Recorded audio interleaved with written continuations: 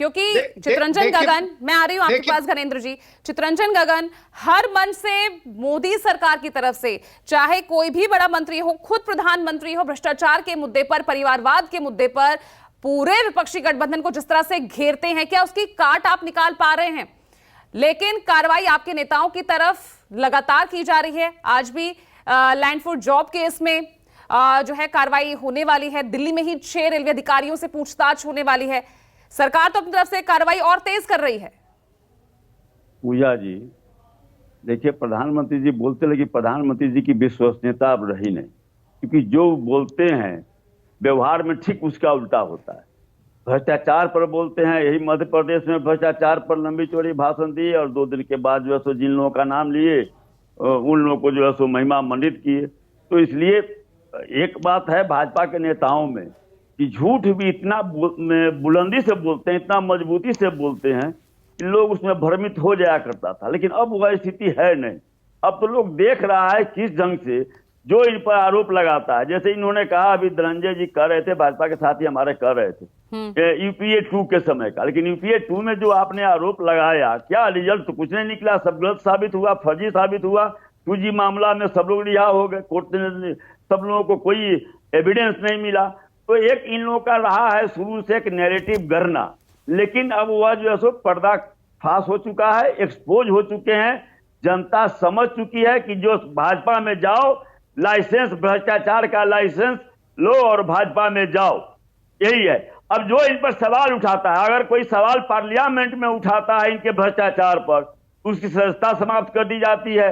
जो इन पर भ्रष्टाचार का आरोप लगाता है उसके यहाँ ईडी, सीबीआई और आईटी भेज दिया जाता है। इनके माननीय मंत्री पार्लियामेंट में धमकी देते हैं कि अगर तुम बोले सरकार के खिलाफ तो तुम्हारे घर ईडी भेज दिया जाएगा। ये जो है सो खुलेआम सार्वजनिक रूप से लोगों ने सुना पार्लियामेंट के अंदर। अब जो है सो भ्रष्टाचार का आरोप मध्य प्रदेश में लगा, कौन नहीं जानता है शिवराज सिंह चौहान के बारे में, व्यापम घोटाला जो विश्व का सबसे बड़ा घोटाला था, और भ्रष्टाचार का आरोप लगा तो जो है सो कांग्रेस नेताओं पर एक साथ एक घंटा के अंदर 41 FIR कर दिया गया।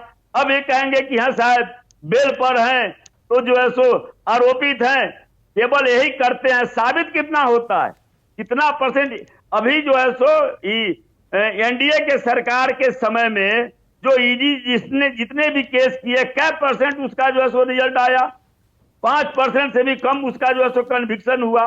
तो यह केवल विरोधियों को परेशान करने के लिए इसका इस्तेमाल करते हैं। जनता से जुड़े मुद्दे पर यह बोल नहीं सकते हैं, महंगाई पर बोल नहीं सकते हैं, बेरोजगारी पर बोल नहीं सकते हैं। अब भ्रष्टाचार पर प्रधानमंत्री जब बोलते हैं तो लोग समझता है कि इससे बड़ा मजाक कुछ हो ही नहीं सकता है।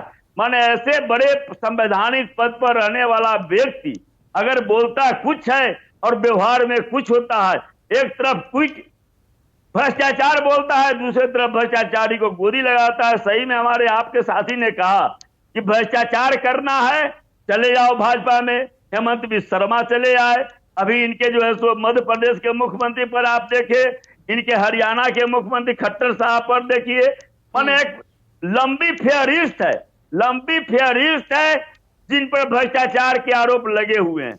और माननीय प्रधानमंत्री जी पर अगर कोई बोलेगा तो सत्ता खत्म हो जाएगी। अडानी का मामला पार्लियामेंट में उठा, हिंडनबर्ग का मामला पार्लियामेंट में उठाए राहुल गांधी जी, उनकी सत्ता समाप्त कर ली गई। ठीक है, मैं जवाब ले लेती हूँ चितरंजन जी, जवाब ले लेती हूँ। धनंजय जी, वाकई में यही नैरेटिव अब सेट हो रहा है क्या? जो खिलाफत में आवाज उठाए, या तो उसकी आईडी सीबीआई पहुंच जाए, उसकी सदस्यता चली जाए, क्या यही नैरेटिव सेट हो रहा है?